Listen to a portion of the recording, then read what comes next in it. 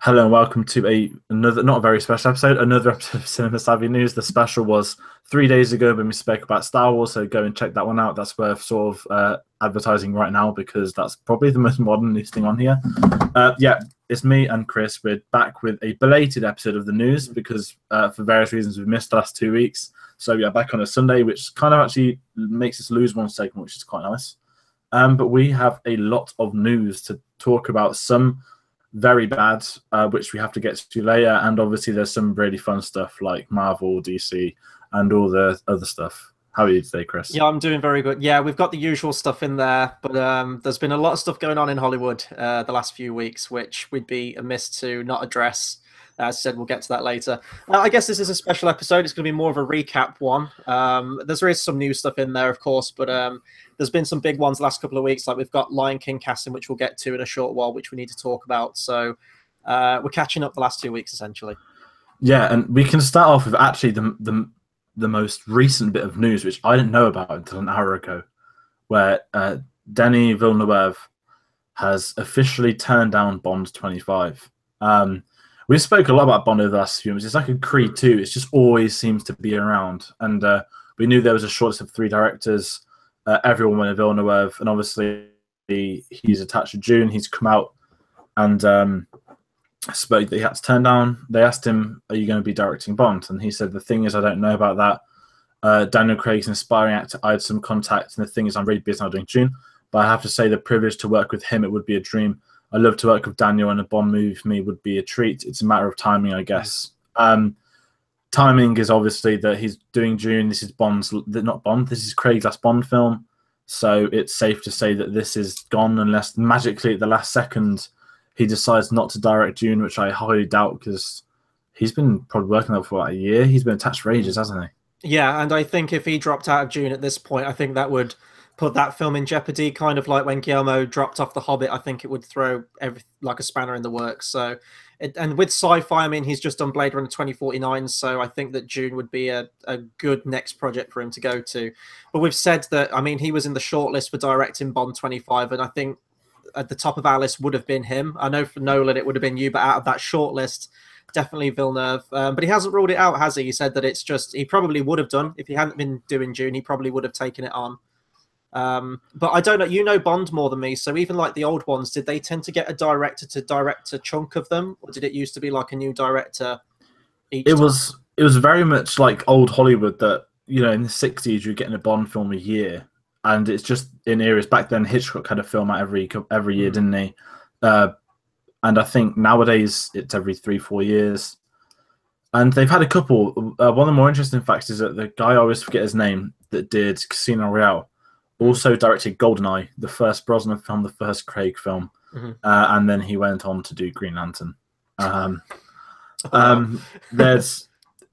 Bond's had quite a few directors where they've done a couple of them. That's why I think there was a big deal about about Sam Mendes coming back, and that's why I think when the time comes for Nolan to do one, I've got a feeling that they'll try and get him on more than one. I guess it's probably like the Star Wars films to a degree. Even before the Rian Johnson news came out this week. I mean, George Lucas, yes, it's his baby, but he was coming back to it every time.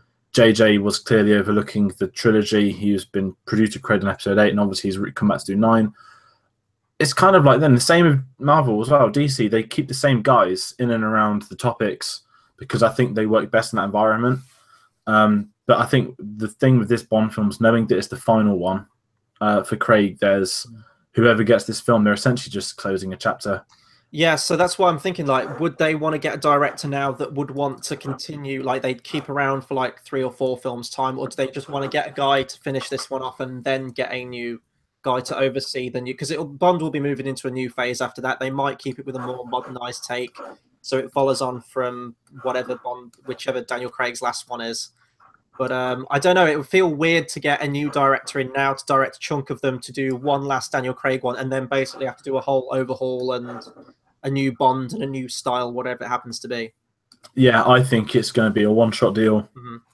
Then Nolan comes in, you get your Tom Hardy, get your Cillian Murphy as Q, get your Nolan setup going, which he's wanted to do for years. He teases it every time he does a film. Everyone always asks him about Bond.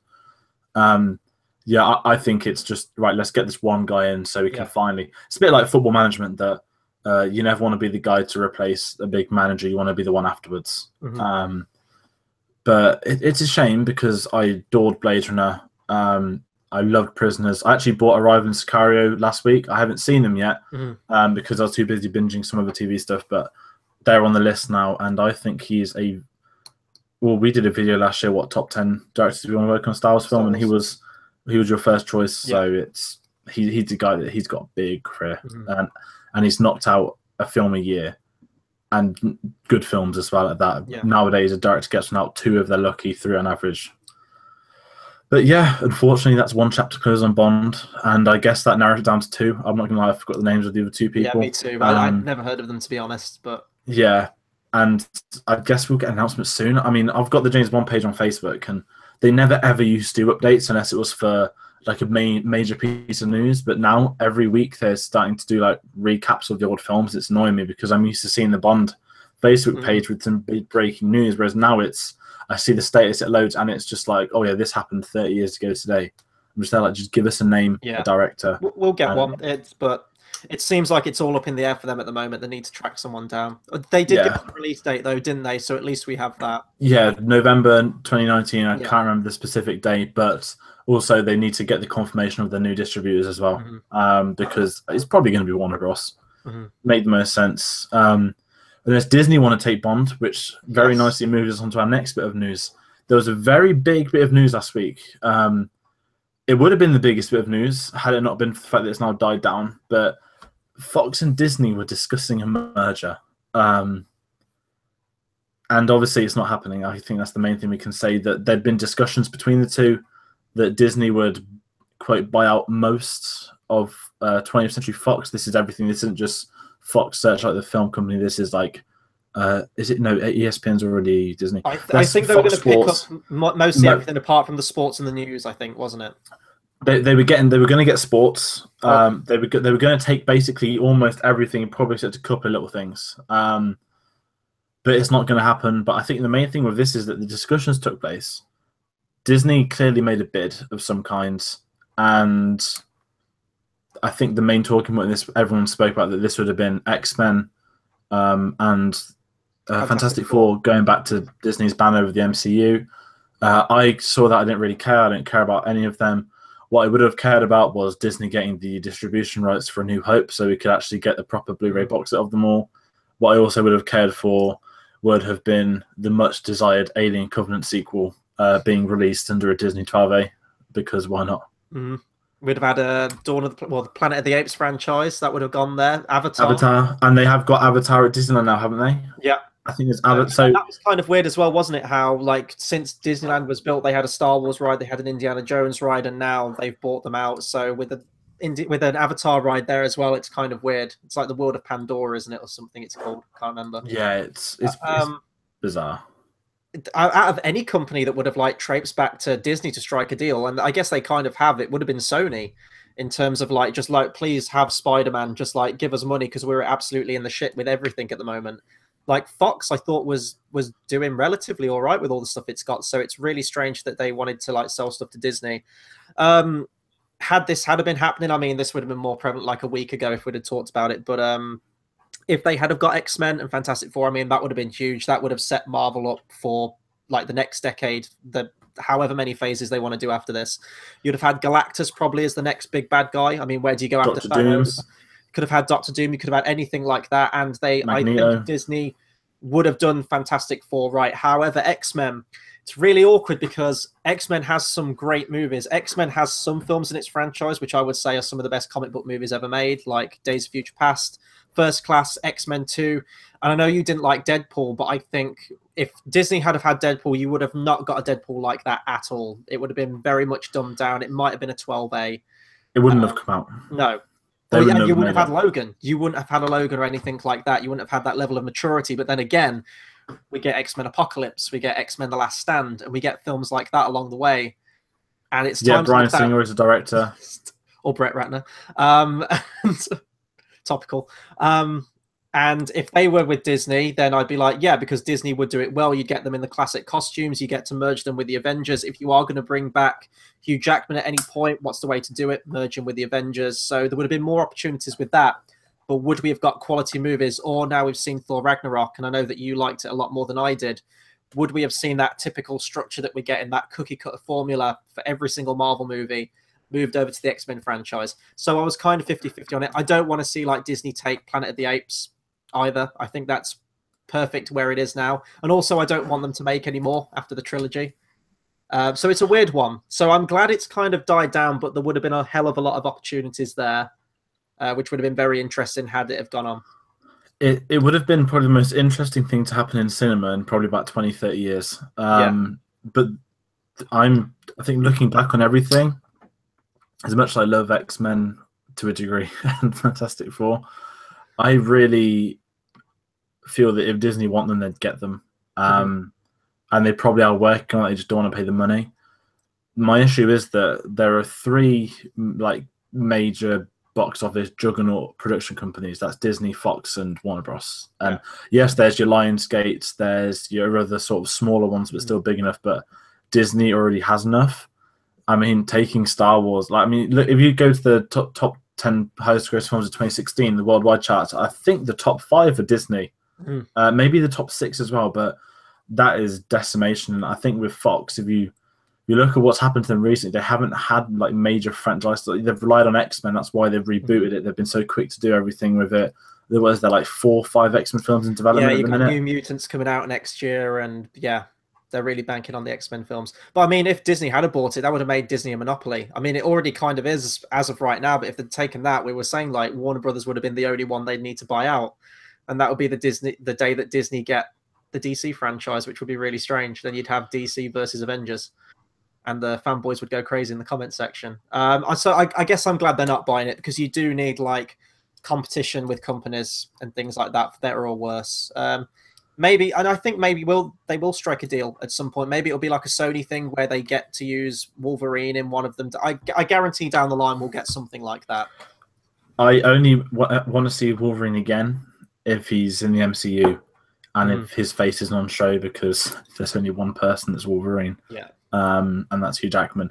And I think him and Patrick Stewart both they'd only ever come back if it was Disney or MCU. But deep down, I don't want it to happen. I'm happy it's not going to happen, and I'm happy that just was the news for like a day. Like when that broke, that was mental. But the one thing to take into consideration, when Disney bought Lucasfilm, they first, I think the story is that Bob Iger went to dinner with George Lucas in about May.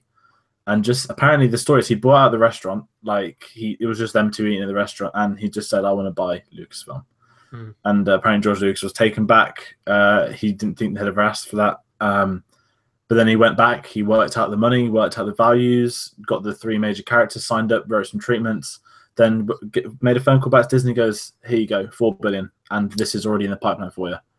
I doubt Fox are that smart to you know, like, get their figures together, but I wouldn't be surprised if Bob Iger does go back again, or just leaves an offer on the table for them to take back, because I think the shareholders meeting last week where when they announced this new Star Wars trilogy, their shares went up by 2%. And I'm not like a businessman, but for that to happen because of one like minor announcement, that's just guaranteeing money in the future. That's a long-term investment, but I'm happy it's not happening. I think that's the main thing.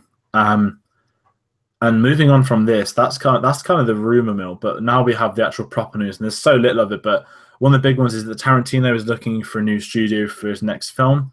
Obviously, because if you look at anything on the news, I think every single film has been Weinstein. I don't know about his old ones like Reservoir Dogs and Pulp Fiction or Jackie Brown. I know that Pulp Fiction was Miramax. Kill Bill was still Miramax. I don't know if I think it has something to do with Miramax. I'm not gonna lie, I don't fully know, and I'm not exactly gonna go on Hive Weinstein's Wikipedia. I don't recommend anyone else do that. But the main thing is that Tarantino's. We're going to address everything later, by the way. We're going to make that crystal clear.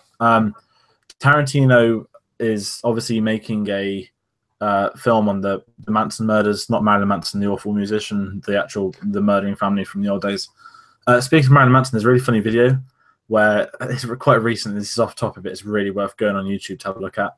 He's on stage at a concert recently, and he tries to climb up like one of the giant props for him, and he fails at kind of climbing up. And anyway, he gets back down 1 minute later, like the prop falls down and squashes him. And I think he broke his leg, cancelled his tour, but that's probably like one of the funniest videos I've ever seen. I've got no shame in admitting that because he's an awful musician, and he's a 50 other things. He's 20. But anyway, going back to the other Manson family, the screenplay has now been complete for the new Tarantino film. He's looking at filming in mid 2018, so you're going to imagine a early 2019 Oscar bait release date, and he has written a role for Leonardo DiCaprio, which would be one of his first films since Revenant. I think he's working on a couple at the minute, or at least got his name down for him, but he hasn't actually outright been in anything yet. And he's also apparently got parts ready to be offered to Brad Pitt and Samuel L. Jackson if they want them. At the minute, no one has signed on yet. But let's be honest, if them three names are big enough to get you Oscars everywhere, but I think they'll be quite hesitant announcing anything for this film, given what's been happening in the news. And yes, there's nothing on Tarantino, but he did come out and say, I've known about it for 20 years. Yeah. And you don't know if that's going to put people off. And obviously they've had to offer this. Apparently every studio has been offered this film, except Disney, because they don't release R-rated films, which is the other big thing. So I'm interested to see this when it's out. I'm more intrigued. Is this going to be like a biopic, or is this going to be a Tarantino version of a biopic? Yeah, I mean, I can't remember when the news came out that this was the next film he was going to do with this idea. I don't want it to essentially be, the film The Devil's Rejects by Rob Zombie. It's like this really sort of like bad horror movie. I think it's a bad horror movie. There's like a guy in a clown face. And it's sort of like this murder family going round. And I can imagine if Tarantino was going to do something, obviously it's going to have that Tarantino flair to it with the script and the style and everything like that. And I don't want him to glorify it. I think we talked about this because, yeah, he did Inglourious Bastards, which is obviously set in real world things. He changed history, obviously, with like Hitler and everything at the end. But this was like a big thing. Like the families of the victims are still alive to this day. And I think it's like a dodgy topic to do a film. And obviously it's going to depend on a trailer and how he does it. But in terms of the casting itself, he's sticking with people he's used before.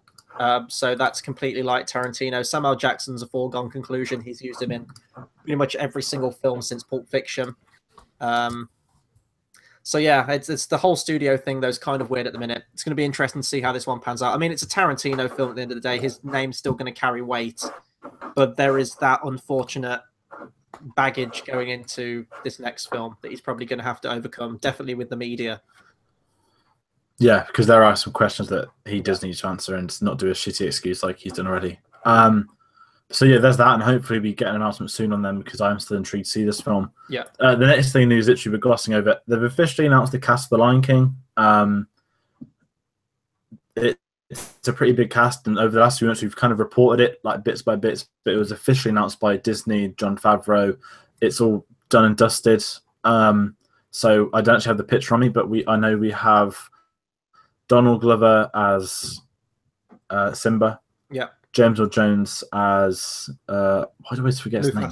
Mufasa. Yeah. Beyonce as Nala, which was rumored, but the confirmation, that's been one of the biggest storylines. I'll say that was rumored for ages, wasn't it, before the casting announcement? Yeah, you just never knew if that actually could follow through with it. You have Seth Rogen as Pumbaa, Billy Eichner as Simba.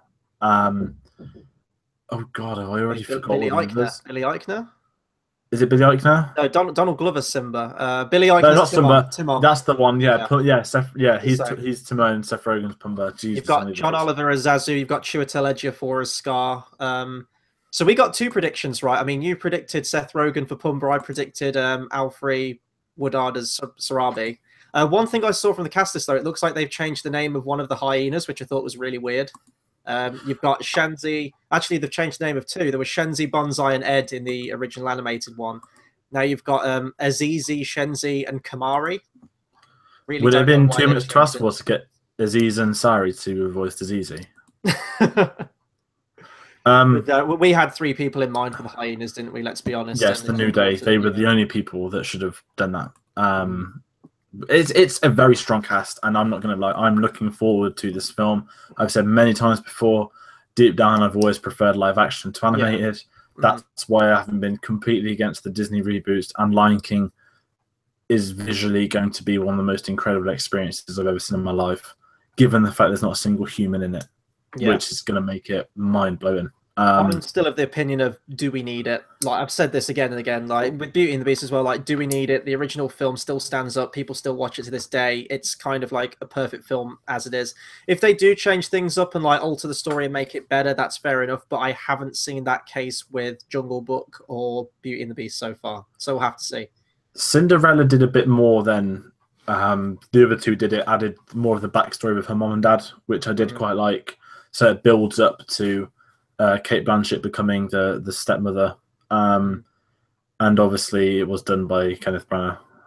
Or was it? Yeah. Well, I might have to check that out then after Murder on the Orient Express. That's worth watching, but I don't mind them. Like, and it's like I said, it's because I have such an attachment. I think my childhood, I've said before in these Disney stuff, my animated film was The Toy Story, which can't ever be done in live action because it physically wouldn't work. Yeah. And also obviously Star Wars, which is back. So this is the project where I want to watch it because I'm intrigued more than anything. I'm not gonna lie, I don't really care about any other Disney films that could get redone. Like Little Mermaid, guarantee if Aquaman works, Little Mermaid will come straight after. Because they reckon there's been like revolutionary filming techniques to get that. Even though if you look at the Goblet of Fire, they just chucked Daniel Radcliffe in a fish tank for 10 days. I was going to say, well, if the CGI is anything to go by from Justice League and what we've seen with Aquaman so far, I don't see that being revolutionary at all. Kind of looks a bit shitty, to be honest, but we'll have to see until Aquaman comes out. I don't want to piss anyone off right now until the weekend. And speaking of Aquaman, DC, Justice League, we have 6 bits of news. First up, Zachary Levi, who you will know, well, let's be honest, no one knows him from Thor because no one cares about the Warriors 3 or whatever they were called. Well, certainly not the men ones. Jamie Alexander, she wasn't in the third Thor film, and they wanted her back. And she's the only one that people liked as well from them 3 anyway. She should have got a lot going off on tangent. There should have been a line in that movie to explain where she was. Yeah, it's nonsense. But apparently one of the other two, I don't really recognise him anyway, Zachary Levi's been cast as Shazam.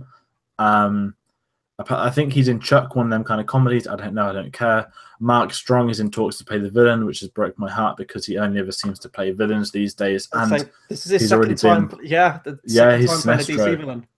He's been Sinestro. He's been in Kick-Ass. No, it's not DC, but he's done comic books. He's done a fair few of them.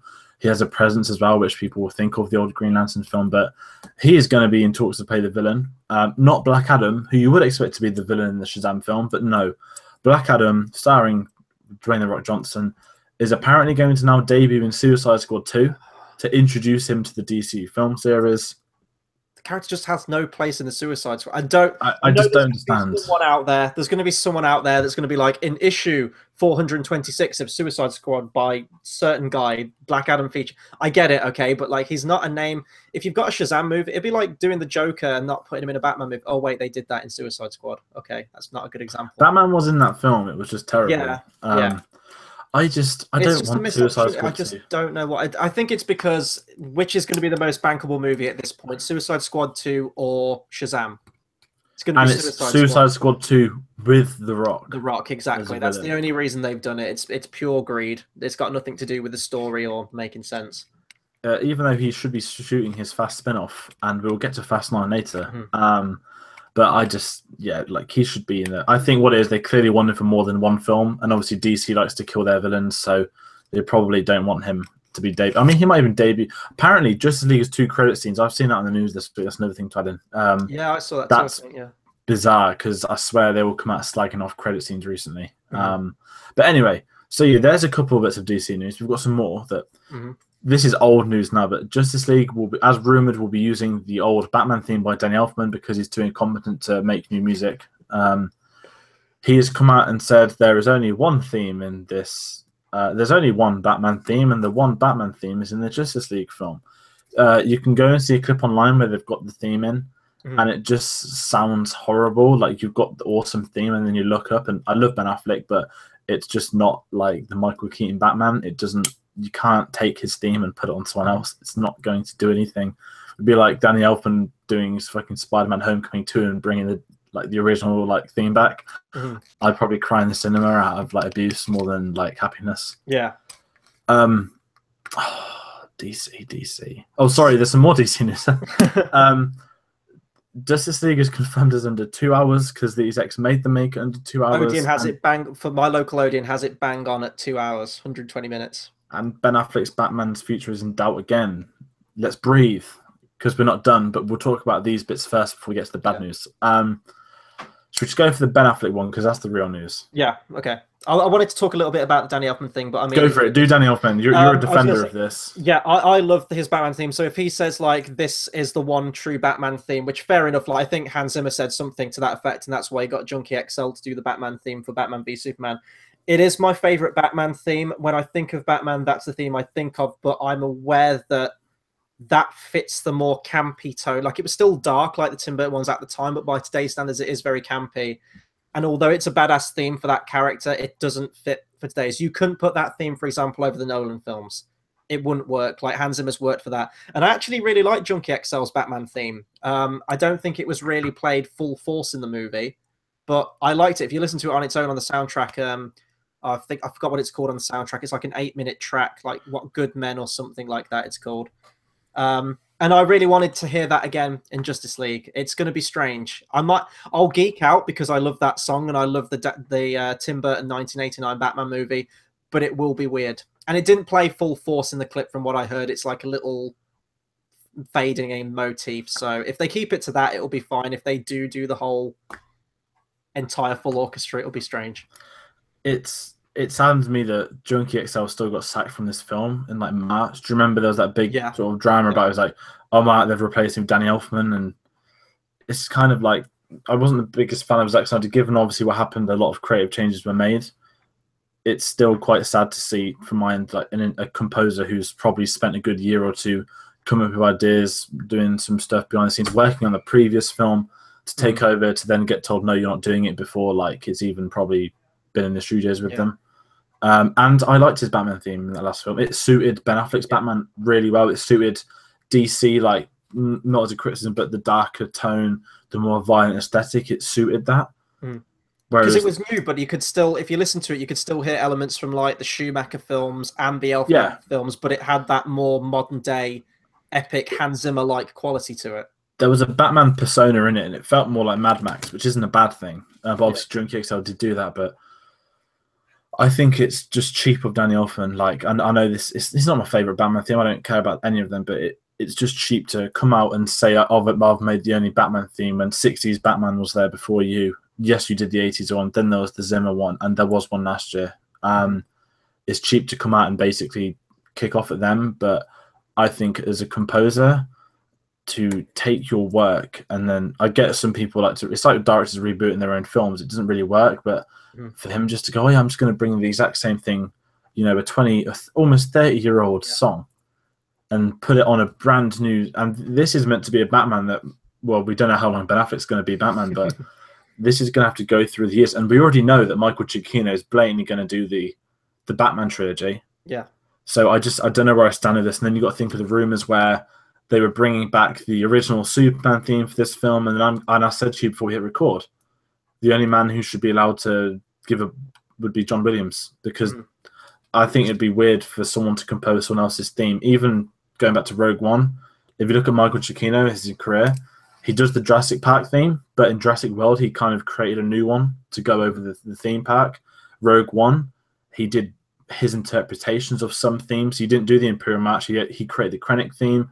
He did his own things there, and the Imperial March appears at the end for a couple of seconds, but I don't know. I don't like the fact that a composer's gone out and took one of the old ones, especially given it's a composer from that era who's probably, knows Williams. I don't know. Is that me overthinking it? I think it's cheap. I've watched some of the other clips as well, because there was, I think it was like 5 or 6 clips were released from the new Justice League movie, and from what I could hear from the soundtrack, it doesn't seem like it fits. It feels like, because I mean, Danny Elfman did the music to the first 2 Spider-Man films as well, and again, it was that slightly campier, tongue-in-cheek, very energetic feel to the soundtrack, which works for those films. But I'm so used to that Hans Zimmer sound, Junkie XL sound for this new darker take on the DC universe. I might not like it as much musically, but it fits that aesthetic and fits that tone more. And I think it's going to be very interesting hearing the soundtrack. He still retained the Wonder Woman theme that Junkie XL did. That's still absolutely in there. So I don't know. That was Zimmer. Yeah. Of course it was. Yeah, he did that, didn't he? At least they've kept that. Yeah. Because to be fair, that was even on the Wonder Woman soundtrack, wasn't it? Everyone still talks about that theme, though, doesn't it? That's so Yeah. tied to that character now that it'd be weird not to. And Yeah, it's that's an awesome theme too. yeah. I don't know. I can't really, we've got to talk about more DC, don't we? I'm So really in terms of the Affleck future, though, like I really like Ben Affleck as Batman. I know a lot of people. I've spoken to a lot of people recently who really hate him. I don't like his take of the Batman character, but that was down to the writing and the direction. But him himself playing Bruce Wayne and Batman, I think it's probably one of the strongest, comparisons of the two characters. Because usually you either have an actor who knocks out the park with Batman, but isn't so great with Bruce Wayne, or the opposite way around. For me, Michael Keaton was a great Batman, not so great Bruce Wayne. Christian Bale, great Bruce Wayne, not so great Batman. Affleck, I thought, had it down for both. And yeah. I mean, I hated Batman v Superman, but that warehouse scene, that is the Batman that I wanted to see. I liked the scene. He did play up that billionaire playboy persona as well when he was at that party. And he was trying to sneak into, what was it? He was trying to sneak into a room or something and plant a device, wasn't he? I liked him, and I would have loved to have seen him take on a trilogy, but it seems like he's just trying to get out while he can at this point. And this has been rumored for a long time as well. This isn't the first time we've talked about this.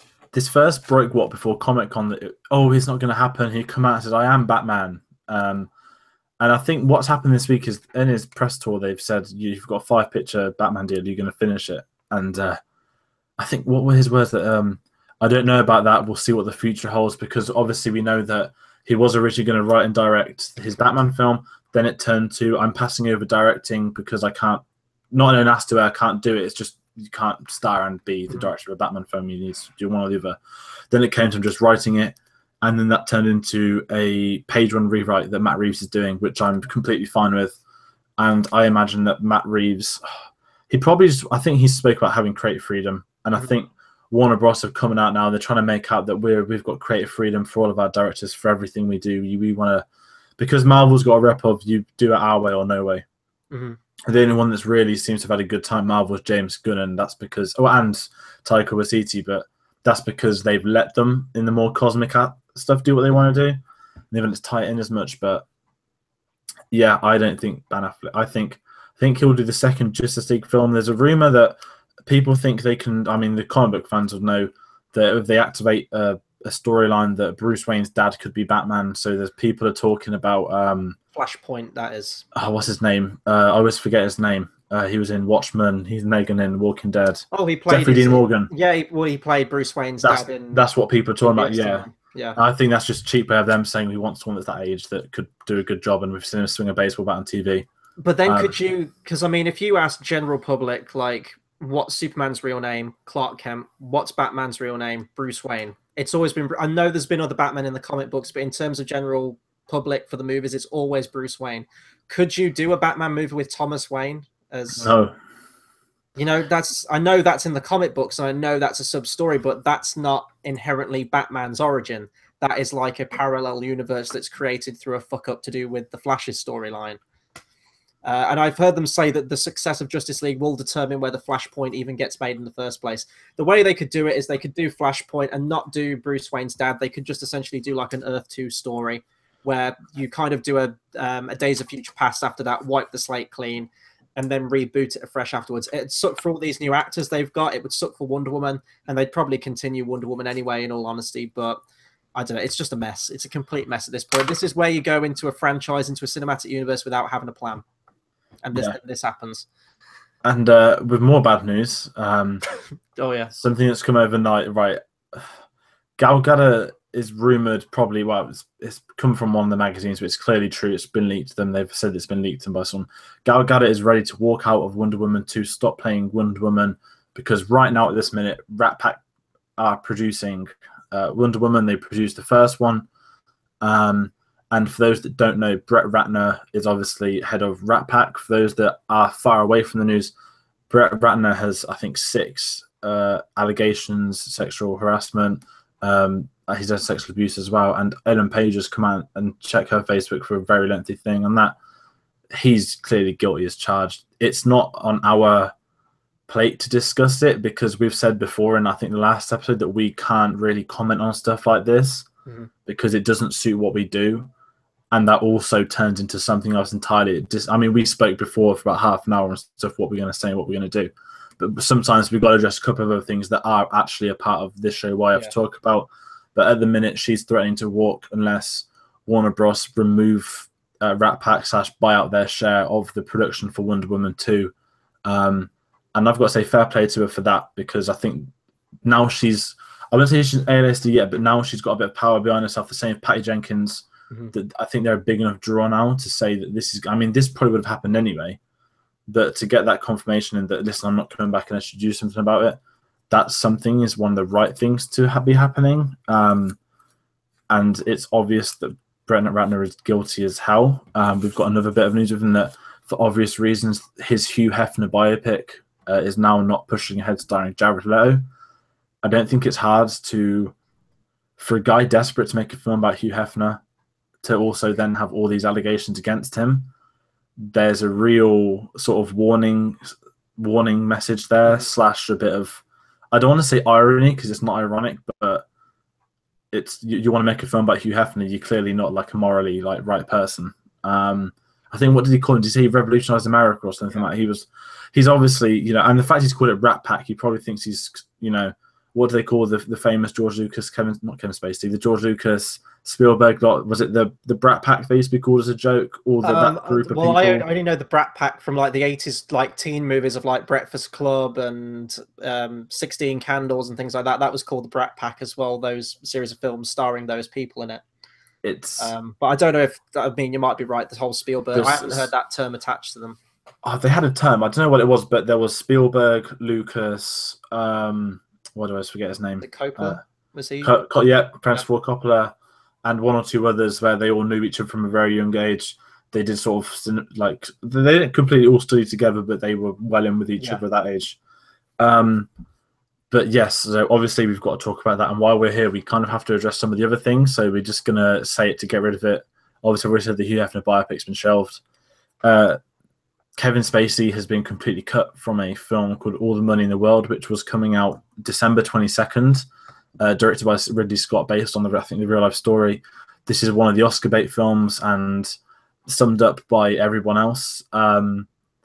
An Oscar bait film, they want to win Oscars, so they're going to reshoot all of their scenes inside 4 weeks, and they've replaced them with Christopher Plummer. I'm not against something like that, but I'd rather they just didn't do this film. I think Louis C.K., you have to talk about his film, I Love You, Daddy. They've officially shelved it like 2 weeks before it's due out. That's gone. That's not coming back. Whereas, obviously, Ridley Scott has to try and win his Oscars, so of course they're going to replace someone with 4 weeks' notice rather than just get rid of the project in its entirety anyway. Has this ever happened in a movie before? Like, I know, actors have died on set before and they've had to, replace them or continue. But I've never seen it with 4 weeks before the release date. Yeah. I think what's it called? Back to the Future, didn't they cast...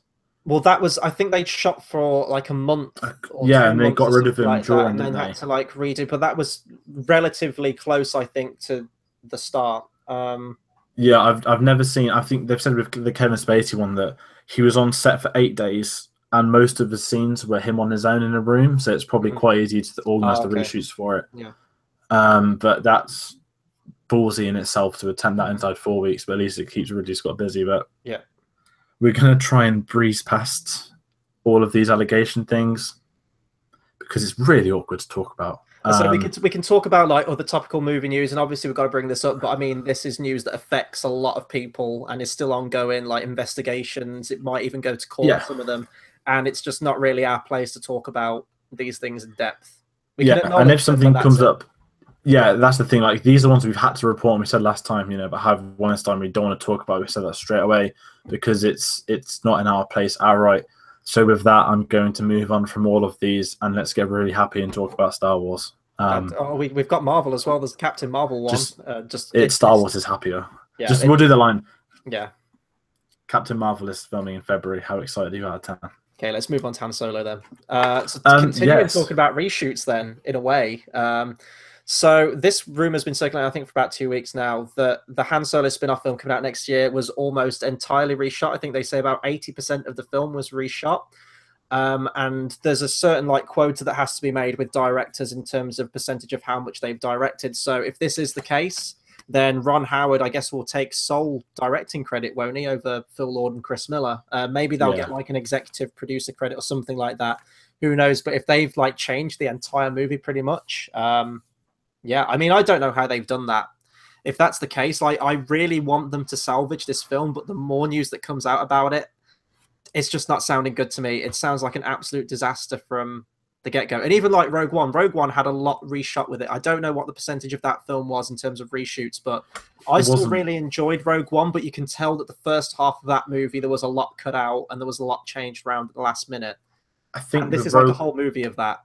Rogue One was, they handed the first cut in, didn't they? And they basically just said that the description was always the tone wasn't right, which I think everyone took as it was too dark. Which, and to be fair to them, Gareth Edwards, I think Tony Gilroy was in charge of a lot of the reshoots, probably editing the scenes and stuff. But Gareth Edwards, he came back. He was with them on the press. He oversaw all the editing still. He was with Michael Giacchino, getting the sounds, the scores done. I think that was more of these were last minute reshoots that we had to do, rather than let's reshoot the entire film, because 80% is absolutely, well, that's if you got a 120-minute film, you're looking at like what, 20 minutes like of the original cut is left in that. Even less than that, I think, actually. Yeah. But I've never known this with a movie before, not at least in recent memory to this extent. Like, I know Justice League went through a lot.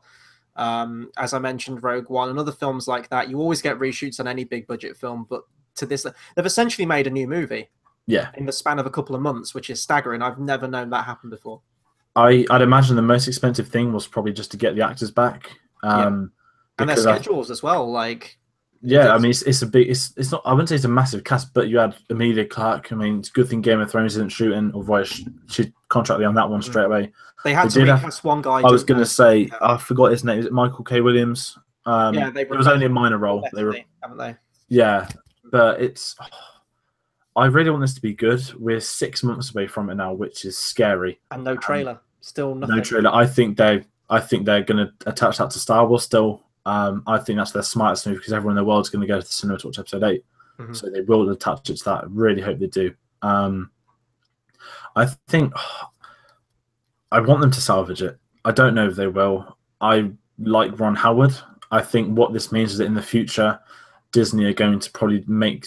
I mean, we've had the Rian Johnson stuff in the last week, but I'm now convinced with Disney, they're not going to release any statements until they're 500% behind their decision. I mean, they probably were with this, but they probably took a step back and goes, right, we have done a lot of young Hollywood directors, and not all of them are paid off. I think Gareth Edwards still paid off. He's great with PR in them. I still think there's a working relationship with them.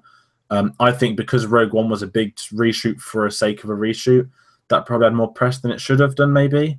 Compared to this is probably going to change their entire thinking on future Star Wars films. Yeah. I mean, they got a Trevorrow. That they reckon one of the reasons was that they wanted to get it done early, so there was no situation like the Han Solo film again. But what we do know is that it was originally meant to finish filming in July. They got sacked in June. They took a 3-week break and they restarted filming from July up until October.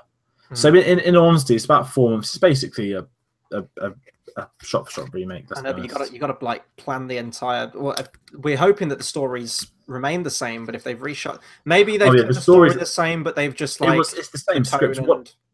The issue was from the original reports that Phil Lord and Chris Miller, they were making it all improv. They were going away from the script. They were going away from. Because I think Lawrence Kasdan and his son have written this together. They were going away from all of that, doing their own thing, which is fine. But sometimes when you're in the sort of, the House of Mouse, Marvel's done the same, where they've had to lose some directors, but after the films, never during, to the Marvel sort of effects. I think with this, this is the two ways that maybe these two guys were the people that did go too far the once. That did go. I mean, they reckon they weren't just film. They would come on set, they'd film some of the scripted dialogue, do a couple of takes, move on, then do all their improv the rest of the day. I think that's where the issues were raised. But I don't know why they we've talked about this when they were first out, but I don't know why Disney and Kathleen Kennedy would have let them go that far, because I think they were like 98% finished filming. I wonder if there was a sort of cut put together with sort of not test footage, but I'm I wonder guessing they would have had to. They would have probably been editing as they went along. yeah, I was going to say I wouldn't be surprised if Kathleen Kennedy had a couple of people behind the scenes putting it together to see what it looks like before anything.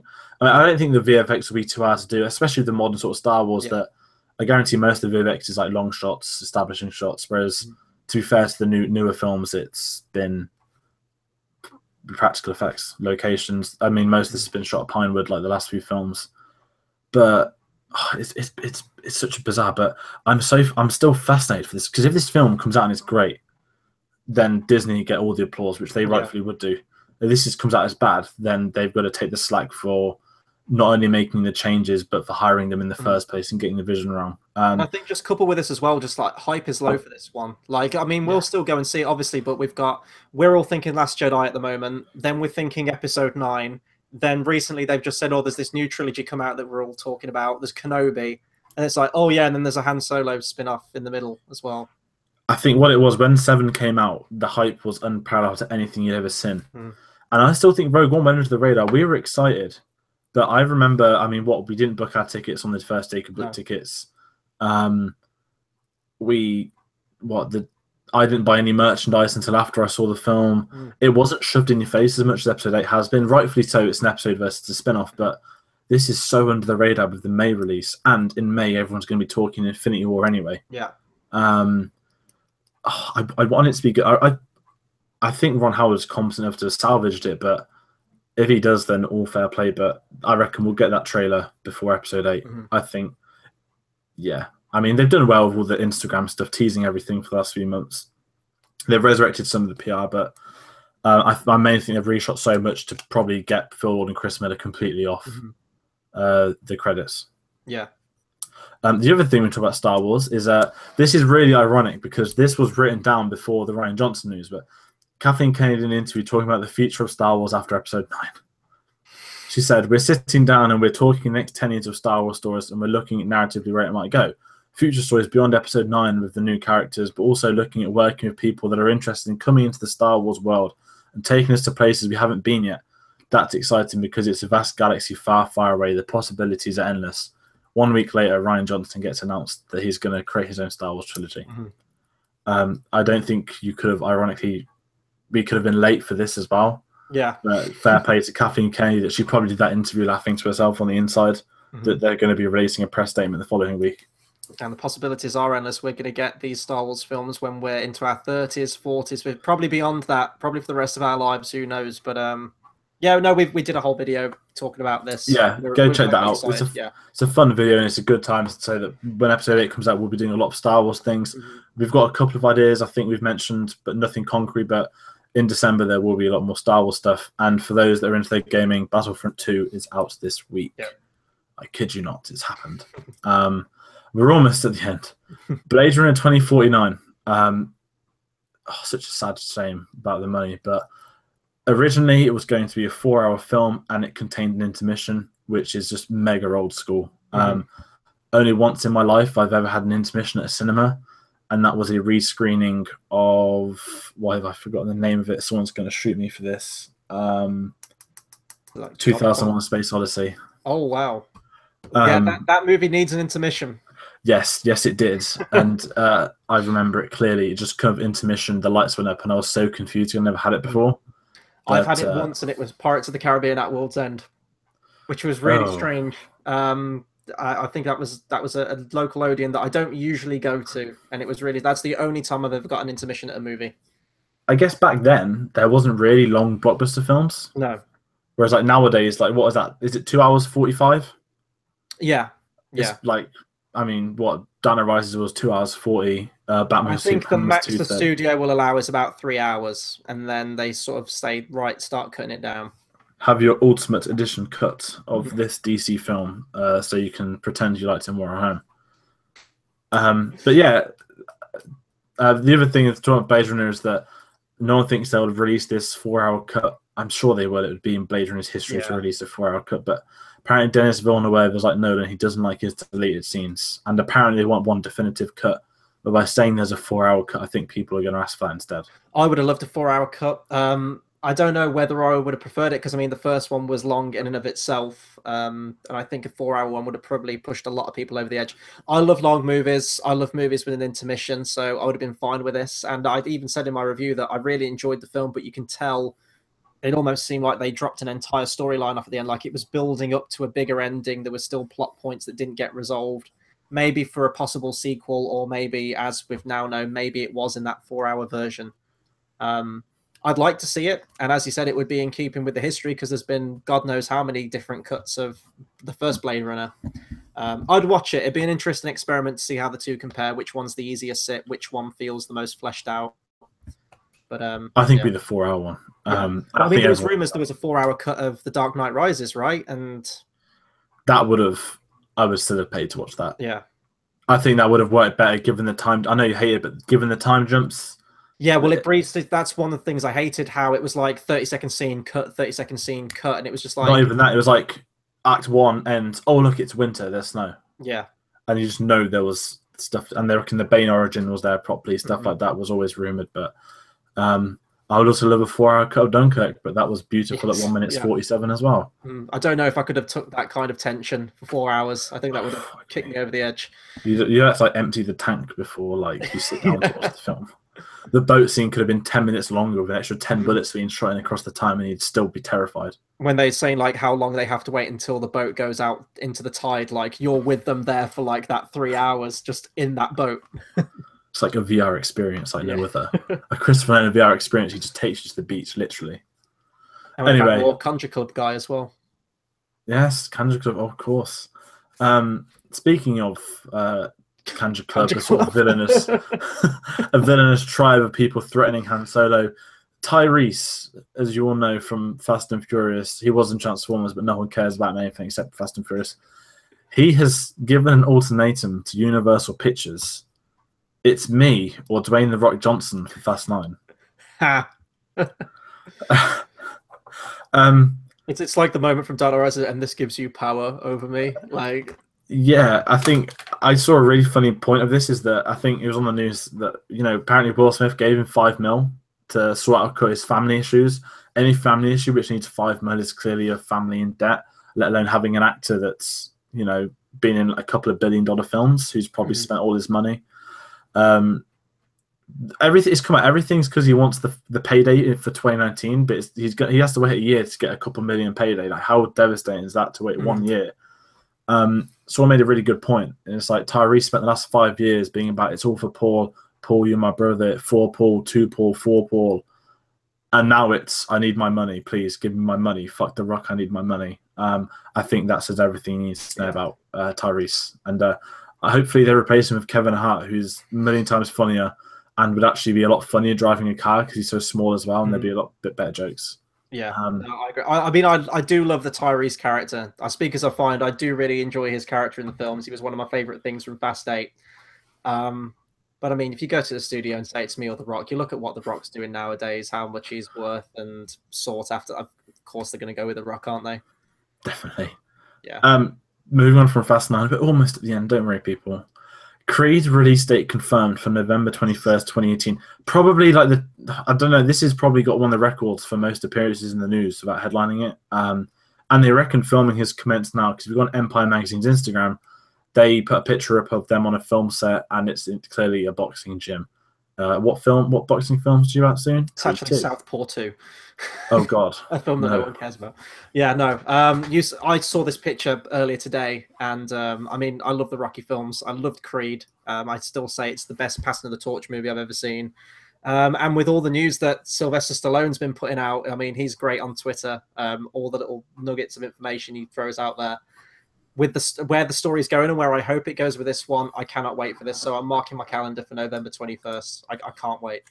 And also, I guess it makes sense that now obviously we know they've wrapped on Black Panther, but they've obviously got Michael B. Jordan in to go for it. But I'm happy it's coming in 2018 because they've been quite quiet with it. We've had a lot of talk, but nothing outright. But another thing is that some MMA fighters come out and said that he auditioned to play Ivan Drago's son. I don't know who this MMA fighter is, but all this has done is just confirm that the characters in the film, we knew it was gearing towards that anyway. But if you've got an MMA fighter trying to play him, I'm assuming that means that he's going to be boxing against Kreese Jr. sort of belated Son rematch of the century. It's going to be like if Kylo Ren, it's like if Rey is Luke's door, Hervey Ren's basically. Mm-hmm. Actually, no, it doesn't work like that because Han Solo didn't kill Luke. I don't know what this means, but I don't think there's ever been an on-screen fight where two sons have gone at it. No, with the legacy that's lasted in our time 30 years. So yeah, no, I can't bring it on. I can't wait. It'll be the first Rocky movie I'll go to see in the cinema as well. It's been a long time coming, so looking forward to it. And finally, Joe Johnston has announced he's retiring after directing the next Narnia film. Wait, they're doing a new Narnia film? That's the same question. Has he already retired? Well, I thought it was a question of rights, wasn't it? Like Disney had the rights to it. Disney did Lion the Witch and the Wardrobe, Prince Caspian, and then they finished it off with Voyage of the Dawn Treader. Now, I know there's a lot of novels that they didn't touch. There's some they missed out entirely. Something about a Silver Chair is the one he's doing. There was the Silver Chair. There was the Last Battle. They missed out Magician's Nephew, and I think they missed out another one as well. There's 7 books in the series. I think with Narnia, it's always been about the one film deep down. Yeah. No one cared. I mean, I'm sure some people do have read the books, but really, Lion the Witch and the Wardrobe is the only one that people know and care about. Yeah, and I mean, that came out at Christmas or that time ago. Yeah. Everybody saw that film. I won't lie, I did adore that when that came out, and I still do have good memories of it. But you could tell it was like trying to chase after the legacy of Lord of the Rings, though. Like they even bought an extended cut out of it in the same like fold-out DVD edition, like Lord of the Rings. I enjoyed it. No, I really did enjoy the first film. I even liked Prince Caspian. I couldn't get into Voyage of the Dawn Treader, though. And I know it's been talked about for ages, like, do they reboot it? They're looking for a new film company to try and take a hold of it. So clearly they found one, but if he's retiring after the next Narnia film, it seems a weird one to end it with the Silver Chair. Will people even care anymore? Like, it's been out for so long. Don't know. It's a weird one. Yeah, I don't know. I don't really care. But I do like Joe Johnston. Started as a storyboard artist on the original Star Wars films, worked a bit as director. I think he did Captain America 2011. He's done quite a few films. Yeah. But yeah, so he's going to be retiring. That's the news done. We've got box office breakdown. I'm not talking you through 3 weeks. What I'm going to say is this weekend's ones, because the stats are out. Thor is retaining #1 with $56 million in America. What I can say, because we weren't here last week, is that it debuted with $122 million. It's already on $650 million worldwide. Ragnarok already grossed more in America. Thor films put together. I don't know how true that is, but that's what I've been hearing on the stat companies. Daddy's Home 2 debuted at #2 with $30 million, starring everyone's favorite Mel Gibson. At least he's already had his harassment complaints like 12 years ago. Well, not harassment, but he's already had his bad press, I guess we could say, for his lifetime. And Murder on the Orient Express is debuted in America at #3 with $28 million. Not bad for an Agatha Christie novel. $85 million worldwide, because it had a very strong opening internationally, brackets the UK last week. Still has. I went to see it yesterday, and again, packed house. Again, youngest person in there by 30 years. Again, It was. I went on Wednesday because I wanted to go last week, and unfortunately, I couldn't. I saw it Wednesday, and the cinema was. I haven't seen it busy since Star Wars, which is so depressing. Like I was probably like the same as you. Like me and Mrs. the only in the 50s in the room. Turn around, middle-aged people everywhere, old people everywhere. All the trailers before, like Paddington. Yeah. You kind of that demographic, not your Star Warses, not your fun ones. I got like a new like you get like this sounds so bad, like the OAP movie. You get one around Christmas every year. It's usually one that stars Maggie Smith or something like that, like a comedy or something like that. There was a new trailer for that got attached to it when I saw it this time as well. It is that. Yeah, it's surprising because how it's marketed, it looked like it was going more for a modern crowd to get more newcomers in, but it's the old timers going to see it. So it's interesting. Yeah, I did enjoy it. It's been quite mixed, I think, of the critics and stuff, but I liked it a lot more than I thought I would do. Having not ever read the book or seen the original films before, so that was a nice surprise at the end. But that's the box office breakdown. This has been a long episode. This is what's more mental is that this has been 2.5 weeks of news, and I don't know how long I've been on chat for, maybe an hour and a half, but some of our first episodes were this length. Yeah. Because back in summer, you're getting all your Comic-Con stuff, you're getting all your news, all your prep, all your build-up, all your trailers, everything, whereas now it's it's getting to that time of year where the news is obviously right now with film. There's not much news because it's all the obviously real allegation news and stuff like that. But there's not so much blockbuster announcements because they're saving them all for next year's Comic Con and vice versa. But no, that's been the episode of Cinema Savvy News. I guess we can say that will we be back next? Well, not will we. We will be back next Thursday, legitimately with the news on time. Probably going to be short because we've took 3 days of the week. Yeah. But we can always preview the Mighty Justice League on that episode as well. Due out on Friday over here. We will both be watching it. I think so. We want to review out next weekend. I think we were saying Sunday, weren't we? We're going to try because I actually have to get to the cinema to watch that. I'm afraid. Yeah. It's hard-earned money is being spent to watch the Justice League film. Just let that sink in. But no, that's been everything from this week. Do the usual, like, comment, subscribe. Check out our reviews. We've had a couple of film reviews recently, to be fair to us. It's hitting that time of year. The blockbusters are slowing down, but the films we're getting now are kind of, Star Wars is going to be December. The films we're getting are theirs for the next week or two. There's not much competition left with the films coming out. We're not reviewing Paddington because I'm not 70 as well. But yes, that has been everything. Have you enjoyed your 2.5 week dosage of news? I have, yes. We've covered a lot. I feel kind of tired, though. Not going to lie, after all that. It was very draining. But as you said, like the Thursday one will definitely be a lot shorter, unless some like cataclysmic news comes out in like the next couple of days. But yeah, also, I'll be back with a reaction video probably tomorrow. I want to do one on the last Coco trailer. I know I think that might be coming out in the US very, very soon. I think the preview screens have gone out for that now. A lot of people are talking about that one. Yeah, and then as you said, moving into Star Wars and Oscar season. So lots still happening with the channel. Definitely. So we will see you again next week. I always forget how to phase out, so I'm just going to say goodbye. See you. Thanks, Justin.